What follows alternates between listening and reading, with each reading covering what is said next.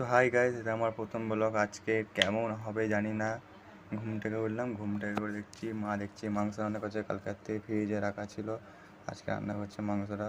বাইরে বেরিয়েছি, কত রোদ, রোদ হয়ে যায় আজকে।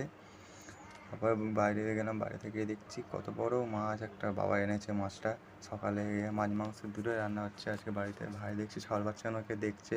ছাগল বাচ্চাগুলো হয়েছে 1 মাস কাছাকাছি হয়ে গেছে ছাগল বাচ্চাগুলো। মাদেরকে ফ্যান খাওয়াতে যেতে হবে এবার।